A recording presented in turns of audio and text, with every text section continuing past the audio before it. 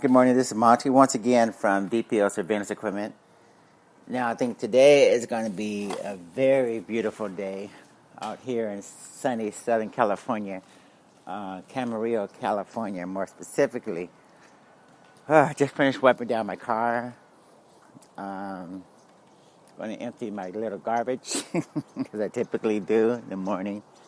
Later on, I'll go and work out. I'll probably put in 4 or 5 hours in the gym, including my sauna and my stretches, yoga stretches, which I do every time I complete the exercises. And I suggest you guys do the same thing. Can't say enough about hot saunas. They activate the heat shock proteins, which are essential for boosting not only your immune system, but making sure that metabolism runs at a high rate. That way we can stay fit and lean and hopefully manage our weight more effectively. So again, get into the sauna for 15, 20 minutes, 25 minutes or something. Take your water in there. Try to converse with someone, read a book or something to help pass the time so you're not constantly focused on looking at the time or what time it is. Okay? So that's my health tip for today. Now, what else is going on? Let me see, for the economy, I like to focus on the economy a lot of times, as much as possible. So what is going on with the economy that's new? Let's see, I can't remember anything outstanding, you guys. Let's see. Well, we know that Sears is biting the dust.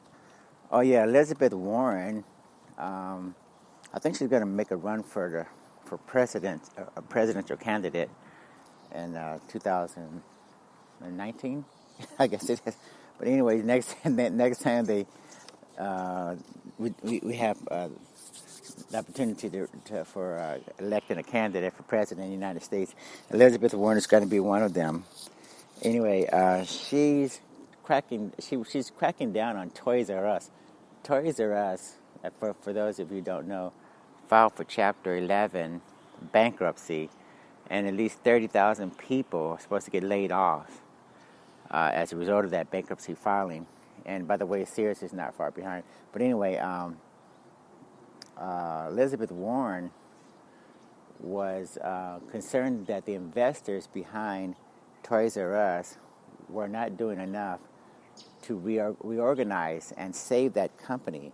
In other words, the investors seem to be more aggressively pursuing the idea of just complete liquidation and getting their money out of that company and letting 30,000 people go as compared to turning around that operation. And Elizabeth Warren is making a big deal out of it, which I think probably has a good case because, in my opinion, Toys R Us really should be viable. I hate to think that we can't even support a toy store that's been in operation for who knows 100 years or something. But if we can support and keep our toy store, a major historical corporation, from going into bankruptcy, then that's really pathetic. So anyway, I think there may be some merit to her in terms of trying to get those investors to take a second look at reorganizing Toys R Us and saving that corporation. Other than that, what else is going on? Number of renters seem to be under the impression that it's better to rent a house as compared to buying a house. So that'll be something we'll cover in another article or flash podcast in terms of why home ownership is declining so rapidly. I think the affordability of homes has gotten completely out of hand. And even Donald Trump is trying to convince us that we have a booming economy and that the money is flowing and everybody's got at least one good job, hopefully. That's what he's saying, I think.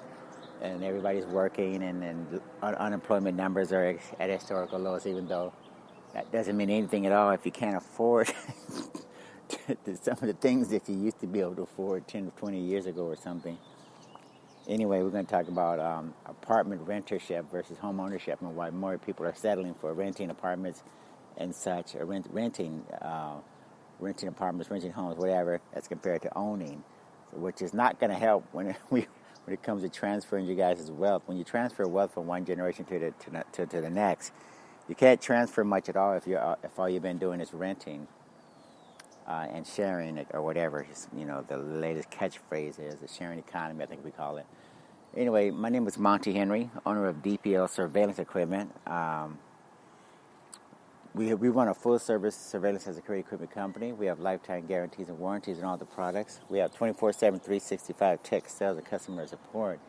We have perhaps the largest inventory of items that not only can you buy, but you can rent and lay away as well. And we have a huge and growing media center, our media library. It consists of articles and podcasts and blogs and demonstration videos.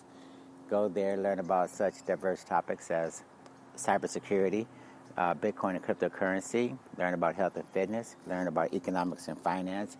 And by the way, we do have a lot of demonstration videos there where we demonstrate the products and let you see how they work and how they look at all of this other stuff. So I'm handling a number of them in the videos, and you can get a pretty good idea of what they look like and how they work and all that stuff.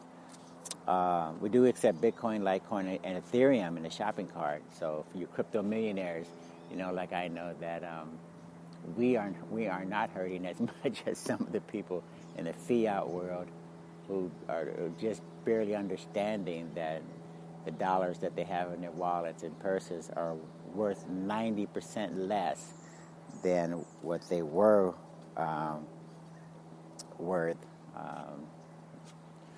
So good luck with, making that money stretch when it's already practically worthless. But yeah, those of you in the cryptocurrency space, that if you've been holding on to cryptocurrencies or Bitcoin specifically for more than 4 to 5 years, you're doing quite well. So drop some of that crypto wealth in our shopping cart. Get your state-of-the-art law enforcement grade 24-hour protected and backed up products that are backed up by the lifetime guarantees and warranties with the 24/7, 365 tech sales and customer support behind them. And we'll get those spy gadgets right out to you guys. And we redesign the website, and I'm constantly working on it, tweaking things every day. And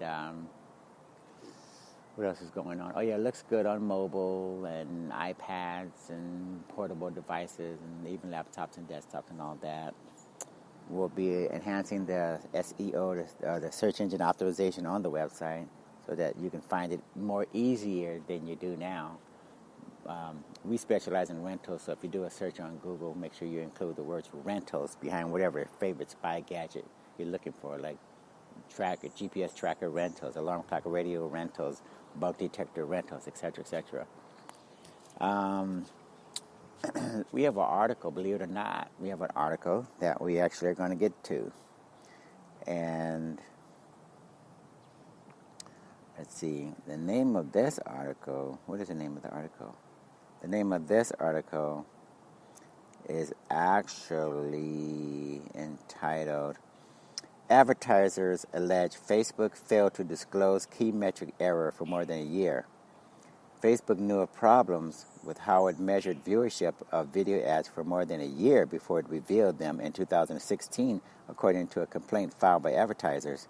The filing followed the plaintiff's review of some 80,000 pages of internal Facebook records that they obtained as part of court proceedings. The complaint, which cites the internal Facebook documents, also alleges that the scale of the miscalculation was far worse than understood. Facebook's internal efforts behind the scenes reflect a company mentality of reckless indifference toward the accuracy of its metrics, the plaintiff said in Tuesday's complaint. I just want to let you guys know, Facebook, I've been following this fiasco for a couple of years, and believe it or not, the major difference between this article or podcast is just that it puts more emphasis on how long Facebook knew of the problem, that they were cheating advertisers for a long, long time. the pay-per-clicks, the pay-per-views, the impressions, all of this garbage crap that came about as a result of advertising online was designed to be flawed so that the benefits accrue to the companies, that the social media companies that you purchase the advertising from. In other words, if you don't know that a bot or some employees within the company is clicking on your ad and just driving up impressions and driving up views and driving up all of these metrics that you get charged for, then you need to put your hat on a little bit more loosely, because obviously it's too tight on your head and you can't think, because you cannot measure, you cannot verify what Facebook is doing internally. When they come up with these numbers, you just have to trust them. And if you spend a ton of money and waste a lot of time and you don't see something for your efforts, your results as an advertiser, then obviously you need to go back and reevaluate what you're doing and why you're wasting so much money and time with Facebook and Google and Twitter and whoever else is charging you a lot of money for nothing. As I learned the hard way dealing with Facebook and Facebook ads myself. Moving right along. In a statement, a Facebook spokeswoman said, "Suggestions that we in any way tried to hide this issue from our partners are false. We told our customers about the error when we discovered it and updated our help center to explain the issue." Facebook said the lawsuit is without merit and has moved to dismiss the fraud claim. The plaintiffs in the case include Crowd Siren, a small Las Vegas marketing agency, and Jonathan Murdo, a Pennsylvania resident who purchased Facebook video ads. The lawsuit, which seeks class action status, stems from a September 2016 report in the Wall Street Journal that said Facebook had vastly overstated average viewing time for video ads on its platform. Facebook disclosed the issue in a post on its Advertiser Help Center that August. The error and Facebook's handling of it became a critical moment in the relationship between the social media giant and the marketers who pay its bills. Many brands already were skeptical of the practice by Facebook and other tech giants to closely guard their internal ad data, with one top executive likening it to grading their own homework. The incident fueled renewed calls for Facebook to allow independent measurement and auditing. Again, I just have to reiterate, Facebook knew exactly what they were doing from day one.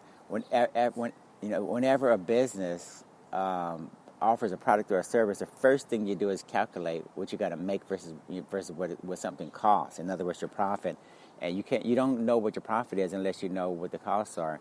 So the idea that Facebook somehow didn't know that the metrics were flawed and overstated, understated, whatever, they knew internally exactly what was happening. So they may have told people, yeah, we're charging you more, and the data and the metrics are slightly off, but they knew exactly what they were delivering versus what they were not delivering, and whether or not they were making money, because investors in Facebook, for a while, they were making a lot of money based upon Facebook actually bringing in a lot of revenue from ads. So obviously they knew how to bring in the money.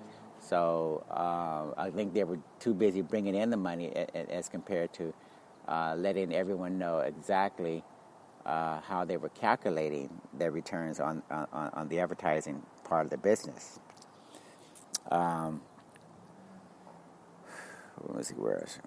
Damping marketers' concerns is important for Facebook as it seeks to grab a bigger piece of U.S. spending on online video ads, which is projected to grow 30% this year to $27.8 billion. Facebook is expected to account for almost 25% of U.S. video ad spending in marketers' estimates.